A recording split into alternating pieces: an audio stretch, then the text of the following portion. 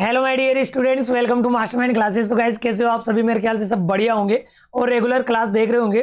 तो आज अपनी ये प्रैक्टिस की 5th नंबर की क्लास रहने वाली है और जिसके अंदर मैं आपको जो पैसिव वॉइस है, एक्टिव से पैसिव वॉइस में किस प्रकार से हम चेंज करते हैं उसकी मैं आपको प्रैक्टिस कराने वाला हूं। तो एंड तक बने रहना है, वीडियो को बिल्कुल भी स्किप नहीं करना है। और इससे पहले ऑलरेडी मैं 4 क्लासेस चैनल के ऊपर ले चुका हूं प्रैक्टिस की, तो वो जाकर देख लीजिएगा। टेंस की मैंने अच्छे से प्रैक्टिस करा दी है।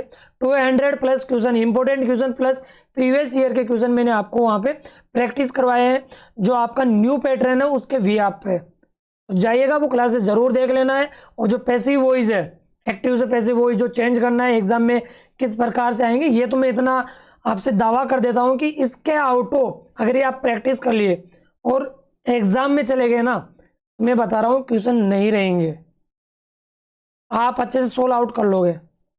ऐसे इधर उधर देखने की कोई आवश्यकता नहीं रहेगी, लेकिन ईमानदारी से सोल्व आउट करना है। जितना आप पढ़े हो उसके आउट ऑफ एक भी क्वेश्चन नहीं जाएगा, ये भी बात है।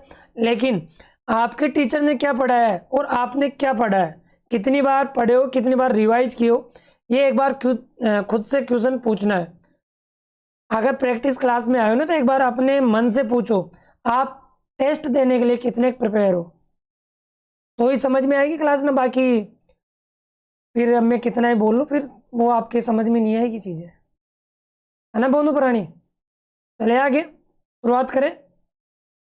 ठीक है काशीराम, फर्स्ट क्वेश्चन आपकी स्क्रीन के सामने, जवाब दीजिएगा। हाँ भाई, एक एक का नंबर लेंगे। ऑफलाइन वाली फीलिंग आनी चाहिए, ऐसे नहीं होना चाहिए कि हाँ मैं पढ़ा रहा हूँ, मोबाइल सामने चल रहा है, बैठे बैठे रजाई के अंदर मुंह डालकर आराम से पढ़ रहे हैं। कभी कभी तो 1-2 बार फोन भी है ना अपने चेहरे के ऊपर ऐसे आके गिरता है कि तुम कहाँ पे हो, कौन सी दुनिया में हो। थोड़ा ध्यान रखा करो। अब आपको एक्टिव से पैसिव वॉइस में चेंज करना है एग्जाम में, इतना ध्यान रखना है कि एग्जाम में जो क्वेश्चन आएगा आपको एक्टिव से पैसिव वॉइस में चेंज। वो वाला टाइम गया जब पैसिव से एक्टिव में भी चेंज करने के लिए दे दिया करता था, बट अब इतना हैवी एग्जाम तो दे नहीं रहे हो आप। नॉर्मल एग्जाम है, ज़्यादा लेवल का नहीं है, ठीक है। नॉर्मल से नॉर्मल एक क्वेश्चन आया, थोड़ा घुमा देता है। अब इस टॉपिक से रिलेटेड कितने क्वेश्चन आएंगे अब ये बताने की भी आवश्यकता नहीं है। कहीं तो ऐसे बच्चे होते हैं कि क्या ही पढ़ना है, ये तो 2 मार्क यानी 2 मार्क्स का टॉपिक है, इसको पढ़ना ही क्या है, 2 नंबर का टॉपिक पढ़ना पड़ेगा अगर पूरे नंबर चाहिए तो। फालतू बकवासबाजी तो हम करेंगे नहीं, सीधे पॉइंट पे बात करते हैं। तो सबसे पहले आपको पैसिव वॉइस बनाते समय कुछ पॉइंटों का ध्यान रखना है, इंपॉर्टेंट पॉइंट पता होना चाहिए। जैसे कि मान लो कि जनरली एक्टिव वॉइस का मैं स्ट्रक्चर आपको लिखवा देता हूँ। जैसे एक्टिव वॉइस का स्ट्रक्चर होता है, सब्जेक्ट जनरली, हेल्पिंग वर्ब रहती है, मेन वर्ब रहती है, और इसके बाद में ऑब्जेक्ट रहता है। ये जनरली एक स्ट्रक्चर होता है नॉर्मल से नॉर्मल। हेल्पिंग वर्ब आपको दे भी सकता है और नहीं भी दे सकता है, इतना आपको पता होना चाहिए। पूरी चीज़ें मैं यहाँ पे नहीं बता सकता क्योंकि अभी वही क्लास, अगर क्लास यानी जनरली मैं बोलूँ कि जैसे ऑफलाइन में हो या फिर ऑनलाइन में भी, अगर वो बेसिक वाली क्लासें लो ना, तो फिर क्लास बहुत लंबी चली जाएगी। जनरली मैं आपको बता रहा हूँ, सोल्व आउट करा रहा हूँ, इतना मेरे को पता है कि आपको पता होगा कि जरूरी नहीं है हेल्पिंग वर्ब हो ही सही आपके लिए, ठीक है। तो सब्जेक्ट आ गया, हेल्पिंग वर्ब दे सकता है नहीं भी दे सकता, लेकिन मेन वर्ब जरूर देगा। इसके बाद में ऑब्जेक्ट रहेगा। अब आपको पैसिव वॉइस में बदलने के लिए क्या करना है, जो ऑब्जेक्ट दे रखा है उसको आगे ले आना है। ऑब्जेक्ट आगे आ गया, इसके बाद में जो आपके पास में यहाँ पे जो टेंस था ना एक्टिव वॉइस का, उसको उस टेंस को चेंज नहीं करना है। टेंस नहीं बदलता है पैसिव वॉइस में, ध्यान रखना। पैसिव वॉइस में टेंस नहीं बदलता है, डायरेक्ट इनडायरेक्ट में टेंस बदल जाता है। लेकिन यहाँ पे जो पैसिव वॉइस में आप बदल रहे हो एक्टिव से, उसमें टेंस नहीं बदलना है। यहाँ पे अगर ऑलरेडी हेल्पिंग वर्ब दे रखी है उसी को चेंज बिल्कुल नहीं करना है। ये जो यहाँ पे ऑब्जेक्ट है उसके अकॉर्डिंग जरूर चेंज हो जाएगी, लेकिन टेंस बिल्कुल नहीं बदलना है, कसम खा लेना है, टेंस नहीं बदलना है। इसके बाद में अब आपको क्या करना है, टेंस नहीं बदले, यहाँ पे मैं ब्लैंक छोड़ रहा हूँ समझाने के लिए। ये टेंस नहीं बदलोगे तब यहाँ पे जैसे कि बीइंग यूज कर लिया हमने, बीइंग यूज कर लेंगे, बीन यूज कर लेंगे, तो वो वहाँ पे टेंस के अकॉर्डिंग आएगी। अब सर टेंस चेंज नहीं करेंगे तो फिर पैसिव वॉइस कैसे बनेगा? तो पैसिव वॉइस बनाने के लिए अब ध्यान रखना, जो मेन वर्ब है उसको आपको क्या करना है, वर्ब की थर्ड फॉर्म बना देना है। जो यहाँ पहले वर्ब थी ना, मान लो फर्स्ट फॉर्म थी, सेकंड फॉर्म थी, ऑलरेडी थर्ड फॉर्म थी, उसको क्या करना है, थर्ड फॉर्म ही रखना है। फर्स्ट है तो थर्ड बनाना है, सेकंड है तो थर्ड है, थर्ड बना देना। अगर ऑलरेडी थर्ड है तो थर्ड ही रखना है। इसके बाद में आपको प्रीपोजिशन यूज करना है, ठीक है। अब कई प्राणी तो रट के जाते हैं कि सर बाय प्रीपोजिशन लगा ले, अच्छी बात है, रट लिए बाय लगाना है, लेकिन जरूरी नहीं है हर वर्ब के साथ में बाई आए। फिक्स प्रीपोजिशन है, लिखवा रखे मैंने, जाइएगा चैनल के ऊपर, पैसिव वॉइस की क्लास डालना, पैसिव वॉइस यानी आपको एक क्लास डालना है active passive voice by mastermind classes, तो उसमें पूरा डिटेल में वीडियो देखने को मिल जाएगा। इसके बाद में आगे बात करें, जो एक्टिव का सब्जेक्ट था, जो एक्टिव का सब्जेक्ट था, थोड़ा मैं कलर चेंज करता हूँ और यहाँ पे समझाने की कोशिश करता हूँ मैं। यहाँ पे जो सब्जेक्ट था इसको आपको ऑब्जेक्ट बनाना है, ऑब्जेक्ट बनाकर यहाँ ले आना है, ठीक है। यानी जो सब्जेक्ट था उसको यहाँ पे ऑब्जेक्ट बनाना है। ऐसा का ऐसा नहीं लिखना जैसे कि यहाँ ही दे रखा है तो ही नहीं लिखना है, यहाँ पे लिखना है उसका ऑब्जेक्ट हिम लिखना है। तो ये जनरली स्ट्रक्चर आपको समझ में आ गया होगा आई होप। अब आगे बात करें, इतने पॉइंट क्लियर हो गए होंगे, अब आपके पास में लिख रखे हैं कि ये चीज़ें आपको चेंज करना है, ओके। तो अब मैं क्वेश्चन को सोल्व आउट करवाता हूँ। एक वेरी वेरी इंपॉर्टेंट ध्यान रखना है कि एक चीज़ नोट करना, हमेशा ध्यान रखना, अगर आपके पास में कोई एडजेक्टिव दे रखा है, कोई एडजेक्टिव दे रखा है और एडजेक्टिव के बाद में नाउन दे रखा है, जैसे कि सर समझ में नहीं आया, एडजेक्टिव प्रोनाउन आपने पढ़ा होगा कभी, यानी एडजेक्टिव पजेसिव एडजेक्टिव ऐसे कुछ पढ़ा होगा टॉपिक। पजेसिव एडजेक्टिव होता है जैसे कि मैं बोलूँ माई, या फिर हम बोल देते हैं ओवर, ये ओवर भी बोल देते हैं, ठीक है। अगर इनके बाद में, यानी और भी है बहुत सारे हैं, अगर इनके बाद में नाउन दे रखा है तो ये होते हैं पजेसिव एडजेक्टिव, इनको बोलते हैं पजेसिव एडजेक्टिव। तो ये जो एडजेक्टिव है ना, जैसे माई ओवर योर, इनको नहीं बदलना है। जैसे ही है, ही का ऑब्जेक्ट हिम हो गया, लेकिन जो इसका एडजेक्टिव है, ही का एडजेक्टिव होता है हिज, ये हिज है ना, आपको बदलना नहीं है, ये एडजेक्टिव होता है। क्या होता है ये? एडजेक्टिव होता है, तो ये बदलता नहीं है। आई बात समझ में? क्लियर है? ये इज सॉरी हिज बदलता नहीं है। जैसे सी हुआ है, सी का एडजेक्टिव हर होता है, ऑब्जेक्ट भी हर होता है, तो हर में कंफ्यूज नहीं होना, पहचानना सीखा रखा। नेक्स्ट बात करें, जैसे कि यू आर है, जैसे यू का ऑब्जेक्ट क्या हो गया? यू ही हो गया, ठीक है, लेकिन इसका एडजेक्टिव क्या बनता है? योर बनता है। अब लेकिन पहचानोगे सर, पहचानोगे कैसे कि योर एडजेक्टिव है? योर के बाद में आपको नाउन दे रखा होगा। अब नाउन पहचानना आना चाहिए तुम्हें। अब इतनी चीज़ें मैं बता रहा हूँ आपको मैं। अब तुम जब पढ़ाते हैं ना बेसिक चीज़ें, तब तो तुम्हारे को नींद आती है, जब एग्जाम आता है तो एक दिन पहले उठा के देखते हो, है ना। देख घासीराम, फर्स्ट क्वेश्चन आपकी स्क्रीन के सामने है, सोल्व आउट करने की कोशिश करो। खूब प्रवचन दे दिए मैंने, अब टाइम बर्बाद नहीं करना है, देखिएगा। He teaches English. अब आपको एक और प्रवचन दे देता हूँ, क्योंकि मेरी आदत बन गई तुम्हारे को सोल्व आउट कराने की। तो अब प्रवचन ये है कि जैसे कि मैं बात करूँ कि एक चीज़ ध्यान रखना, नोट करना है कि जैसे कि मैंने टेंस को आपको सोल्व आउट कराने की कोशिश करवाई कि टेंस को सोल्व आउट कैसे करना है, 4 पॉइंट बताए। वैसे यहाँ पे मैं कुछ पॉइंट दे रहा हूँ मैं आपको पहचानने के लिए, और तुम्हारी थोड़ी हेल्प भी हो जाएगी उसमें। सबसे पहले आपको क्या करना है, एक न्यू स्लाइड में ऐड कर लेता हूँ पहले, थोड़ी कोशिश करना है इसको समझने की, ठीक है। जैसे कि मैं यहाँ पे लिख रहा हूँ, अब पॉइंट यहाँ पे है, फर्स्ट पॉइंट कि सबसे पहले आपको जो पैसिव वॉइस बनाना है, यानी जो एक्टिव है, जो एक्टिव वॉइस भी है, जैसे तुम दो वॉइस की 2 टाइप पढ़ लिए सर, वॉइस की 2 टाइप, एक्टिव और पैसिव वॉइस, ठीक है, एक्टिव और पैसिव वॉइस, ये टाइप पढ़ लिए, ओके, यहाँ तक तो हमें पता था। लेकिन ध्यान रखना, जो एक्टिव वॉइस होते हैं, जो सेंटेंस होते हैं ना, सेंटेंस की बात कर रहा हूँ मैं। सेंटेंस 3 प्रकार के होते हैं। कितने प्रकार के होते हैं भैया? 3 टाइप के होते हैं। कौन कौन से? असर्टिव होते हैं, इंटेरोगेटिव होते हैं, और इसके अलावा एक होता है इंपेरेटिव। दोबारा रिकॉल करो, असर्टिव, इंटेरोगेटिव और एक होता है इंपेरेटिव। ये 3 टाइप हो गए। तीनों टाइप सबसे पहले आप पहचानोगे कि कौन सी टाइप का सेंटेंस है। वेरी वेरी इंपॉर्टेंट बता रहा हूँ मैं। पहला काम क्या हो गया, टाइप को पहचानोगे, फर्स्ट पॉइंट। सेकंड पॉइंट ध्यान रखना है, टेंस पहचानोगे, पहचान लिए। टेंस पहचानने के बाद में जो आपके पास में है उसी के अकॉर्डिंग आपको क्या करना है, थर्ड पॉइंट ध्यान रखना है कि सेंटेंस के अंदर सब्जेक्ट क्या है, ऑब्जेक्ट क्या है, ये पहचानो। अगर भाई साहब आपने ये काम कर लिया ना, ट्यूशन में कहीं नहीं रुकोगे, ट्यूशन में कहीं नहीं रुकोगे, ये इतना ध्यान रखना है। और एक सीधा सा छोटा सा हिंट भी दे दूं ना मैं तुम्हें, कभी भी ध्यान रखना, अगर एक्टिव वॉइस में आपको इज एम आर दिखाई देना, इज एम आर दिखाई दे, और इसके बाद में वर्ब के फर्स्ट फॉर्म में आईएनजी होनी चाहिए, अगर तुम्हारे सामने ये कंडीशन बन जाए, इससे तो छेड़खानी करना ही नहीं है, इसको तो ऑब्जेक्ट के अनुसार चेंज कर देना। पहले तो ये सब्जेक्ट के अनुसार थी, ये सुनो मेरी बात, ये सब्जेक्ट के अनुसार थी एक्टिव वॉइस में। अब जब आप पैसिव वॉइस बना रहे हो तो पैसिव वॉइस में ऑब्जेक्ट आगे ले आए, अब इसके अनुसार ये हेल्पिंग वर्ब यूज कर लिए।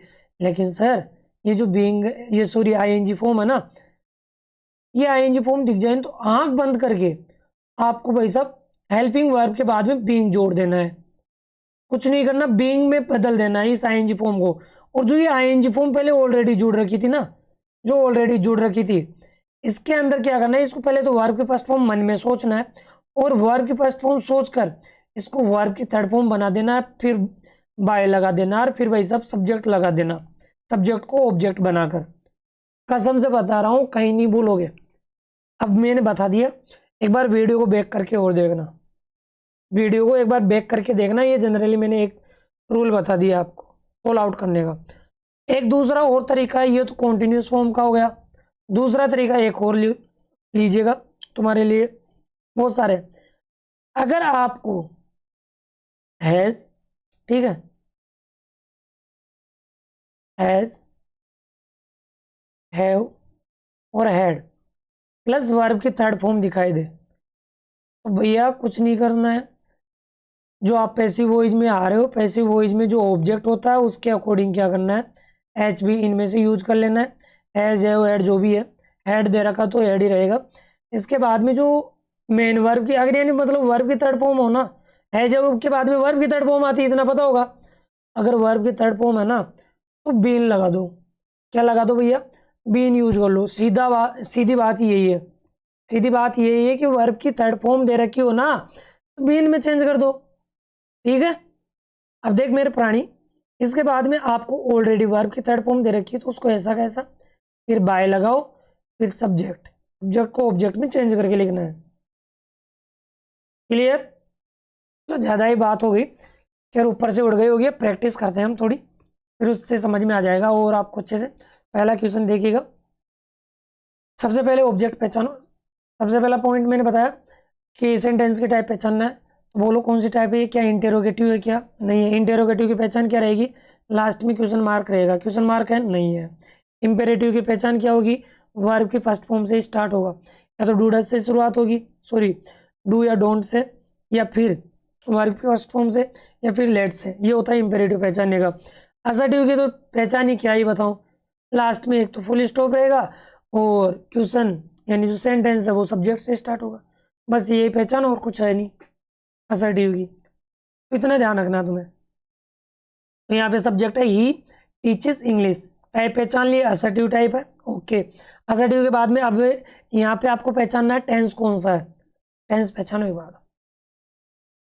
जब वर्ब के फर्स्ट फॉर्म में ऐसी एस दिखाई दे तो समझ जाना है ये प्रेजेंट इंडेफिनिट टेंस है। कौन सा टेंस है, प्रेजेंट इंडेफिनिट टेंस है। प्रेजेंट इंडेफिनिट टेंस है तो मैंने एक पॉइंट बताया, टेंस कभी चेंज नहीं होता पैसिव वॉइस में।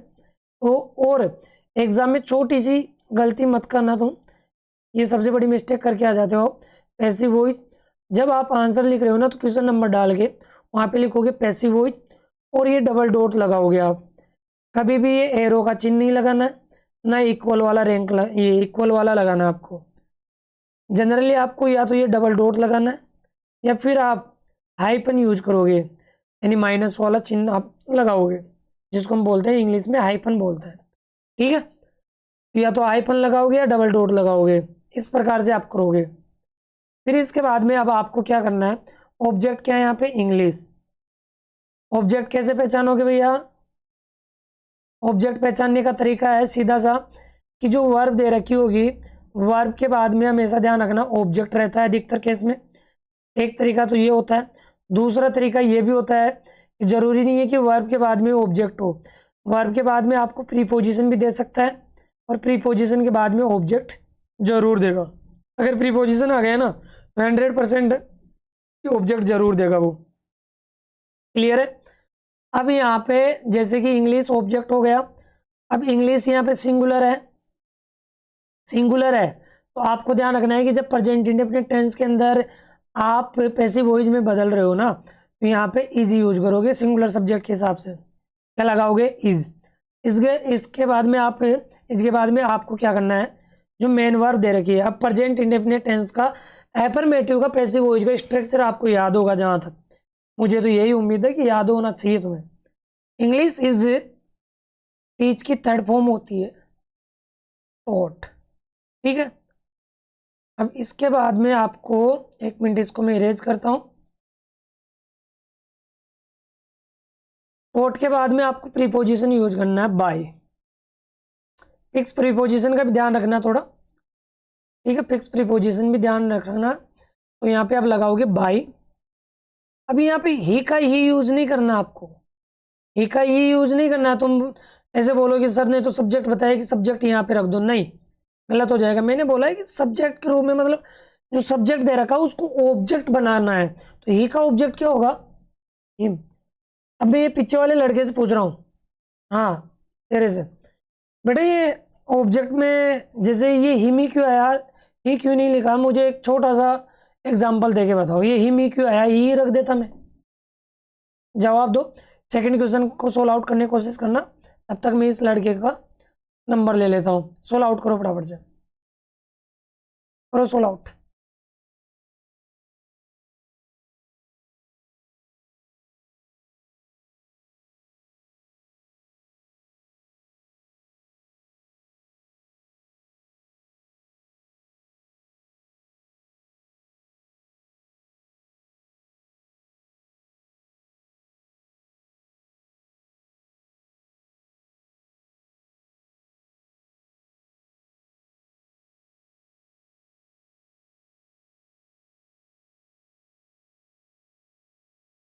अरे कूतरिया, कर दिया निकाल दो, हो गया तेरा कल्याण। तेरे को एक छोटा सा पर्सन का आंसर नहीं आया रे यार, मतलब कुछ भी बोल रहा है कि सर अपनी इच्छा, ये बाय आ गया तो ही आएगा।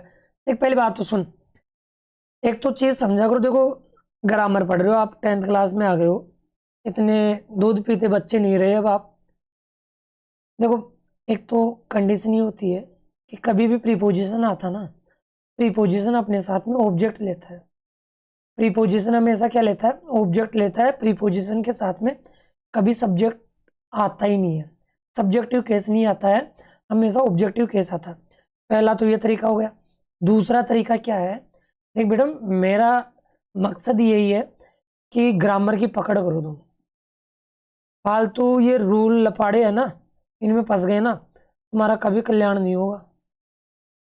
घर वाले तुम्हें स्कूल में पैसे दे के पढ़ा रहे हैं, अच्छी बात है, लेकिन ये चीज़ तो नहीं है ना कि तुम वहाँ पे रट्टाफिकेशन करने जा रहे हो। यही उम्र है समझने की, समझ जाओगे। अगर तुम रटने के चक्कर में फंस गए ना कि a+b का होल स्क्वायर, तो भाई साहब वो रटने के चक्कर में ही रह गए तुम। उनकी डेरिवेशन समझो कि ये चीज़ें ऐसी क्यों होती है। सर ने यहाँ पे बताया बाई प्लस ऑब्जेक्ट, मतलब ये का हिम किया, क्यों आया? कभी जानने की कोशिश की? नहीं की। दूसरा मैंने बताया, दूसरा मैं बता रहा हूँ, सुनो। एक तरीका दूसरा होता है कि वर्ब के बाद में ऑब्जेक्ट ही आता है। वर्ब के बाद में भी क्या आता है? ऑब्जेक्टिव केस का यूज करते हैं। क्यों क्यों करते हैं? जैसे कि मैंने एक बार पूछा भी था, ऑफलाइन में पूछा हूँ कि लेट के बाद में अस्सी क्यों आता है, लेट के बाद में वी क्यों नहीं आया, ये अस्सी क्यों आया, क्या कारण है इसका? सर कुछ नहीं पता हमारे को, सर ने पढ़ाया लिखा हुआ है, बस हमने आपको बता दिया। गोचुमल, मेरे लाल, मेरे पीले, मेरे गुलाबी, पढ़ लिया कर, चाहे मैं क्वेश्चन 1 कराऊं चाहे 2 कराऊं, लेकिन बेसिक समझो इन चीज़ों का, ठीक है। तो चलो नेक्स्ट क्वेश्चन पे करते हैं। तुम्हें कितना ही ज्ञान दो, जिसके असर पड़ गया वो पड़ जाता है, बाकी फिर मैं कुछ नहीं बोल सकता। अभी इसमें ऑब्जेक्ट क्या है, एक्सरसाइज। ऑब्जेक्ट को कैसे पहचानोगे, वर्ब के बाद में, वर्ब के बाद में जनरली आपको ऑब्जेक्ट देखने को मिलता है। वर्ब के बाद, अब वर्ब भी है ना यहाँ पे, वर्ब भी है ना, हाँ, तो टेक वर्ब है।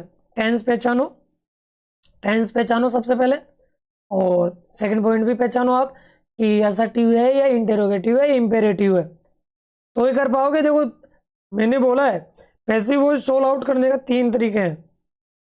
सबसे पहले सेंटेंस की टाइप पहचानो, टेंस पहचानो, सब्जेक्ट ऑब्जेक्ट पहचानो, तो करोगे ना, बाकी फिर मुंह फाड़ते रहो। फाड़ो जोर से, अभी घर पे आके मुर्गा बनाऊंगा तेरे को मैं। देख यहाँ पे है एक्सरसाइज, ठीक है, एक्सरसाइज प्रेजेंट इंडेफिनिट टेंस है। Okay sir, present indefinite tense है। आई, अब एक्सरसाइज सिंगुलर है, इज लगाओगे, इज। टेक की थर्ड फॉर्म होती है taken by, taken by. I का ऑब्जेक्ट क्या होता है, मी होता है। क्लियर यहाँ तक। नेक्स्ट, अब नेक्स्ट एग्जांपल देखो, थर्ड क्वेश्चन है, सोल्व आउट करो, कुछ समय है आपके पास में।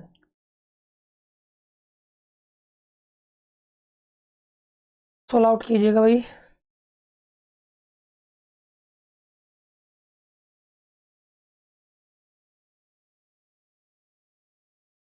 मेरी शक्ल तो बढ़िया आ रही है ना भाई, टकाटक। जवाब दो फटाफट से। चलो थर्ड एग्जांपल अपना, the cat kills a rat, kills a rat. अब यहाँ पे एक क्या है, डिटरमिनर है, मतलब आर्टिकल है। ऐसे द भी आर्टिकल है, तो ये अपने नाउन के साथ में चिपके हुए हैं, ये अपने अपने नाउन को साथ में लेके चलेंगे, क्योंकि तुम्हें पता है कि जो डिटरमिनर्स होते हैं ना, डिटरमिनर बोल दो, डिटरमिनर का पार्ट होता है आर्टिकल। तो जो आर्टिकल होते हैं ना, वो बिना नाउन के आते नहीं है, ये अपने साथ में नाउन लेके चलते हैं, तो ये नाउन लेके आएगा। तो ए भी है ना, रेट के साथ चिपका हुआ है, तो यहाँ पे लगाओ आप, ऑब्जेक्ट क्या है, ए है, ए रेट। ओके, इसके बाद में टेंस पहचानो, टेंस क्या है, प्रेजेंट इंडेफिनिट टेंस है। प्रेजेंट इंडेफिनिट टेंस है तो ए रेट सिंगुलर है, तो इज। किल की थर्ड फॉर्म होती है killed by the cat. Okay, ये इसका आंसर हो जाएगा, बिल्कुल सिंपल सा है। फोर्थ क्वेश्चन है, Sonia sing a song, sing a song. तो यहाँ पे ए सॉन्ग क्या हो गया, ऑब्जेक्ट था, तो इसको हमने क्या बनाया, पैसिव वॉइस में सब्जेक्ट बनाया a song. Okay, present in, sorry बेटा सोनिया सिंग नहीं है, ये सिंग्स होगा, टाइपिंग थोड़ी मिस्टेक है, तो यहाँ पे आपको लिखना है सिंग्स, क्योंकि सोनिया सिंगुलर है ना, सिंग्स होगा। सोनिया सिंग्स है सॉन्ग, तो सोनिया यहाँ पे सब्जेक्ट था अपना, तो सॉन्ग को आगे ले आए, ऑब्जेक्ट को आगे ले आए। इसके बाद में आपको लगाना है इज, सिंग की थर्ड फॉर्म लगाओ, सिंग सेंग संग, ठीक है। A song is sung by Sonia. Okay, ये अपना आंसर हो गया। फिफ्थ नंबर को सोल्व आउट करने की कोशिश कीजिएगा, जल्दी से सोल्व आउट करना है।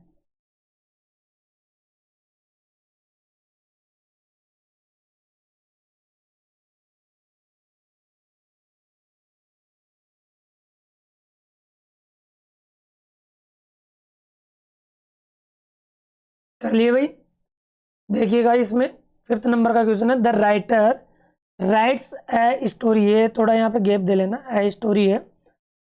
हमारे टाइपिंग मास्टर भी थोड़े बढ़िया ही हैं, हो जाती है बाय द वे, मिस्टेक हो ही जाती है ना। तो यहाँ पे देखो ए स्टोरी को आगे लेके आना, और देखो स्मॉल और कैपिटल लेटर का ध्यान रखना, जैसे कि यहाँ पे ए स्मॉल लेटर है अभी, तो इसको जब पैसिव वॉइस में यानी सेंटेंस स्टार्ट होता है ना, तो उसका हमेशा फर्स्ट लेटर कैपिटल में रखना आपको। तो ए स्टोरी दिख रहा है आपको, शायद दिख रहा होगा मेरे ख्याल से, हाँ विजिबल है, ए स्टोरी। इसके बाद में आपको टेंस पहचान लिए होंगे आप, है ना, तो राइट से प्रेजेंट इंडेफिनिट टेंस है, तो ए स्टोरी। इसके बाद में आपको करना है इज, राइट की थर्ड फॉर्म होती है written. A story is written by the writer. सही है, ओके क्लियर यहाँ तक। आगे बढ़ते हैं, आगे बढ़ते हैं। देखिएगा नेक्स्ट क्वेश्चन है 6 नंबर का। A cow Yeats grass. A cow Yeats grass, तो सोल आउट कीजिएगा। ऑब्जेक्ट क्या है यहाँ पे, ग्रास है, ईट्स वर्ब है, और जो है काउ है ये सब्जेक्ट है। बनाओ पैसिव वॉइस बनाओ।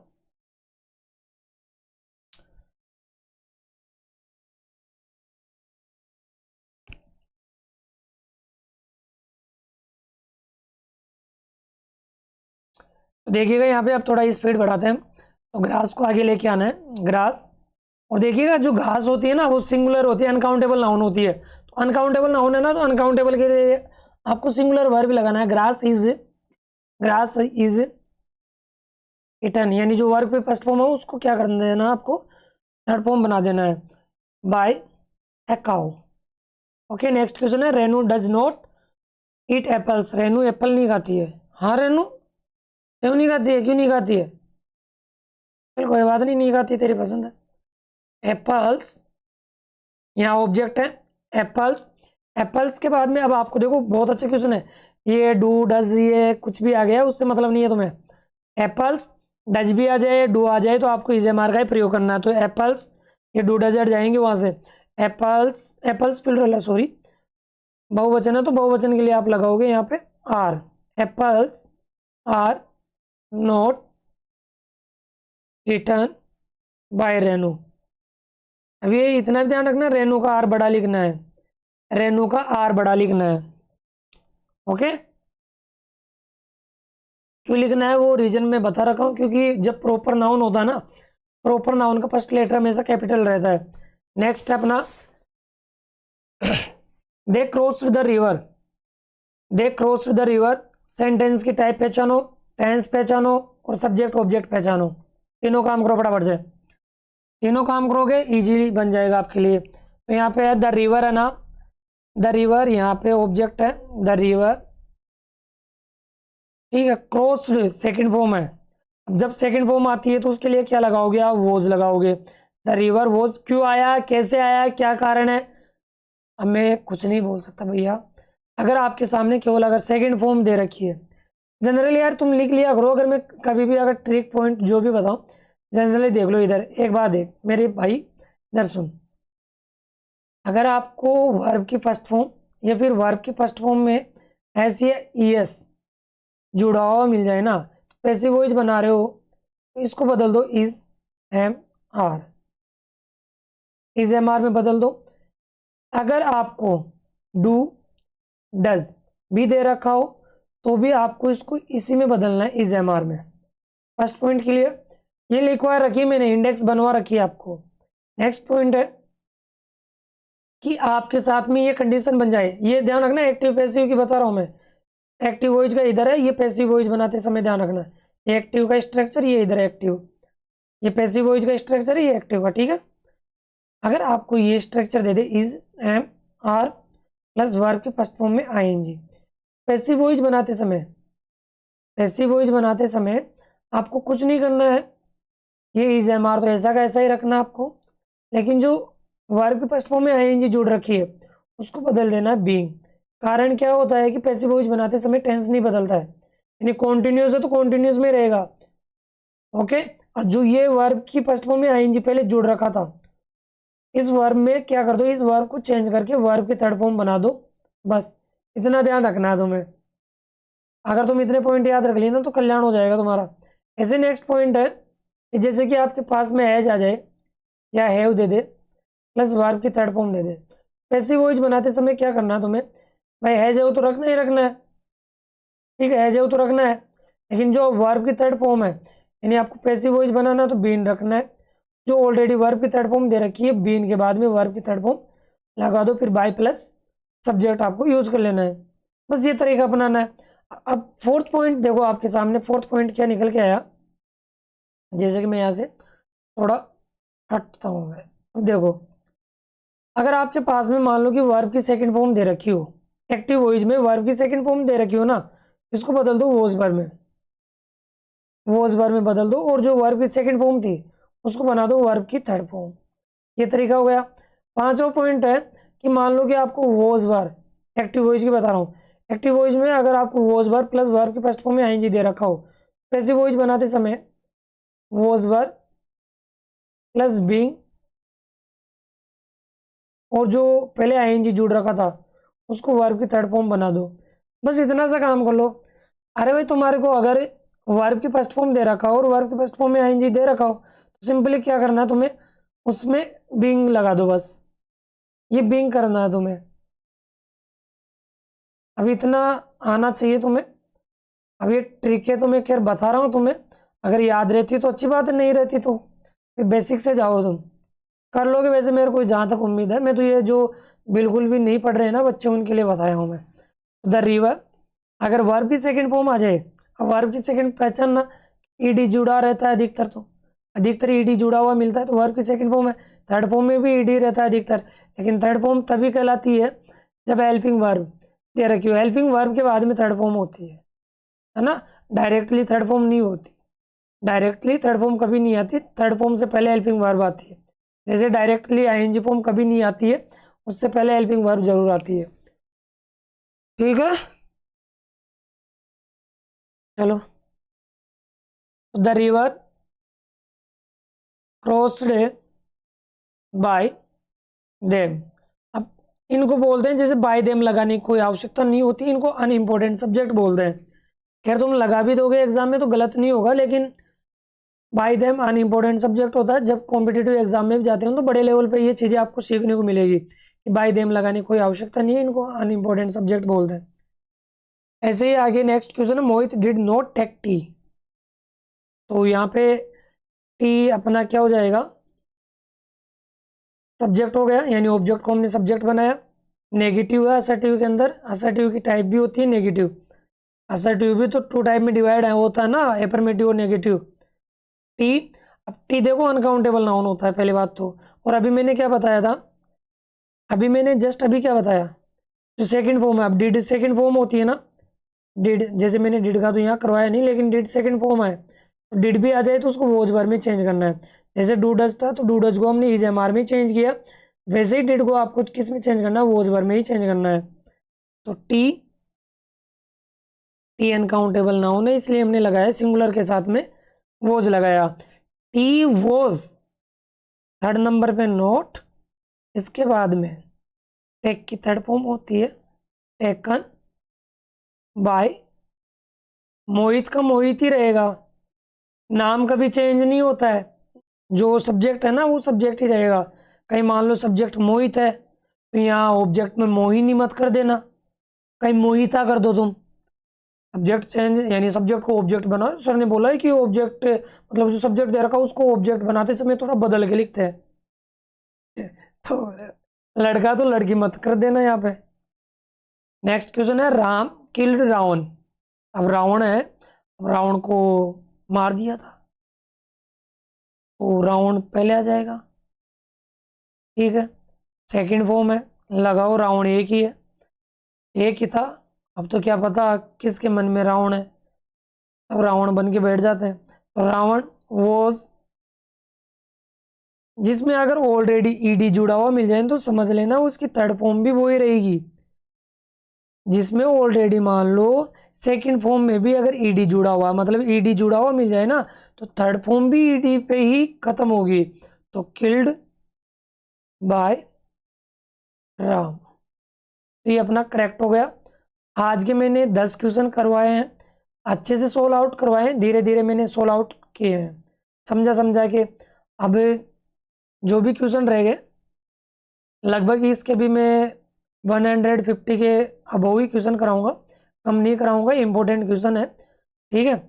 और वैसे पीडीएफ आपको टेलीग्राम चैनल के ऊपर देखने को मिल जाएगी, जाइएगा देख लेना। आज के लिए इतनी क्लास रखते हैं, छोटी सी क्लास, 10 क्वेश्चन काफ़ी है। एक बार रिवाइज और करना बेहतर तरीके से, और ये जो आपका फ्री कोस्ट बैच है ना, टॉपिक वाइज जो मैं पढ़ा रहा हूँ, पढ़ते रहो भैया। चैनल पे नए हो, चैनल को सब्सक्राइब जरूर कर लो, बेल आइकन को प्रेस ज़रूर कर लेना। और ऐसे वीडियो आपको बहुत सारे देखने को मिलेंगे। कई ऐसे चैनल हैं जहाँ पे भैया आपको इजी इजी क्वेश्चन करवाए जाएंगे, तुम फंसोगे, एग्जाम में क्वेश्चन नहीं बनेंगे, फिर भैया सिर पकड़ के रोते रहना जब क्वेश्चन नहीं बनेंगे। जाओ चैनल को सब्सक्राइब कीजिएगा, कमेंट सेक्शन में कमेंट करके बताना क्लास कैसी क्या लगी, और जो ये मैं न्यू तरीके से आपको पढ़ा रहा हूँ तो ये तरीका भी कैसा क्या लगा एक बार बताना मेरे को, ठीक है। नेक्स्ट वीडियो मिलते हैं, तब तक के लिए बाय बाय, टेक केयर। अपने दोस्तों के पास इस वीडियो को ज़्यादा से ज़्यादा शेयर करना है। चलो नेक्स्ट वीडियो मिलते हैं, ओके।